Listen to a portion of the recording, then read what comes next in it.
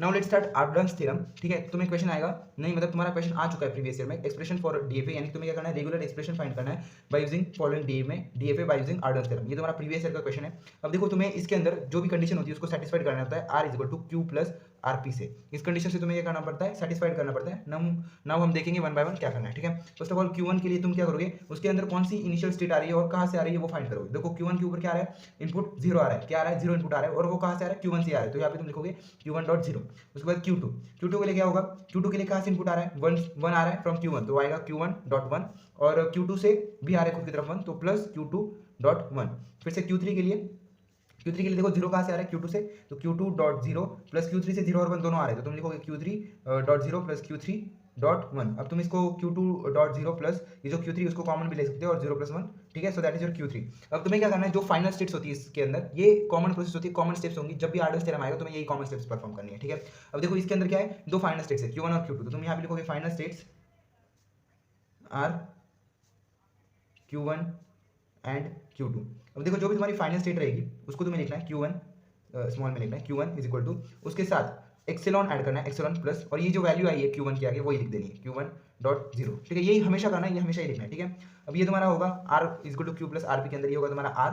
ठीक है, एक्सेलॉन होगा तुम्हारा Q, और ये तुम्हारा Q1 है R और 0 है P। ठीक है, ये तुम्हारा क्या आ गया, Q is equal to R is equal to Q plus RP के फॉर्मेट में। अब देखो जो एक्सेलॉन होता है वो तो निकल जाता है, और जो आरपी है उसके अंदर ये जो R होता है वो निकल जाएगा। एक्सेलॉन नहीं निकलता, Q नहीं निकलता, बट एक्सेलॉन नल वैल्यू है, नल वैल्यू तो निकल जाएगी, और R1 निकल जाएगा, और जो P होता है उसका स्टार हो जाता है उसके बाद, तो Q1 इज इक्वल टू 0 का स्टार होगा, हमेशा 0 का स्टार हो जाएगा P का। ठीक है, क्यों, क्योंकि 0 किधर आ रहा है, सेल्फ लूप के अंदर, इसलिए 0 का स्टार हो गया। नाउ सेकंड हम फाइनल स्टेट 2 लेंगे, फाइनल स्टेट Q2। अभी हम Q2 के बारे में पढ़ते हैं। Q2 इज इक्वल टू एक्सेलॉन, फिर से एक्सेलॉन प्लस Q2 के सामने क्या है, Q1.1 प्लस Q2.1। ये सिर्फ फाइनल स्टेट्स के लिए करना है। अभी आप देखो फाइनल स्टेट्स कैसे देखते हैं, ये दो सर्कल के अंदर होता है, उसको हम फाइनल स्टेट कहते हैं, तो ये सिर्फ फाइनल स्टेट के लिए अप्लाई होगा। ठीक है, तो एक्सेलॉन प्लस Q1 की वैल्यू क्या है, देखो 0 स्टार, तो यहाँ पे आएगा 0 स्टार डॉट 1 प्लस Q2.1 यानी कि Q2.1। अब देखो ये जो एक्सेलॉन है वो तो निकल जाएगा, या फिर ये पूरी जो क्या है Q वैल्यू है, ये जो तुम्हारी है वो R वैल्यू है, और ये तुम्हारी P वैल्यू, ये तो R और P सेम रहेंगे, और ये जो पूरा है Q के अंदर एडिशन आ सकता है, सब्सट्रैक्शन आ सकता है, सब कुछ आ सकता है, तो देयर इज नो प्रॉब्लम। जो एक्सेलॉन होता है वो नल वैल्यू होती है, तो नल वैल्यू निकल जाएगी, that is 0 star dot 1 plus Q2.1, R निकल जाएगा और 1 का स्टार, तो 1 स्टार।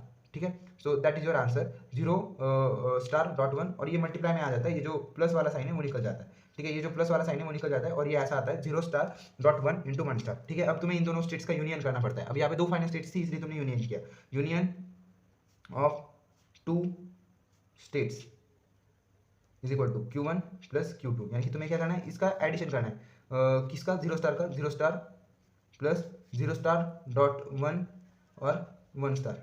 ठीक है, इसका तुम्हें क्या करना है, एडिशन करना है। अब तुम जब इसको सिंप्लीफाई करोगे तो 0 स्टार तो एज इट इज रहेगा।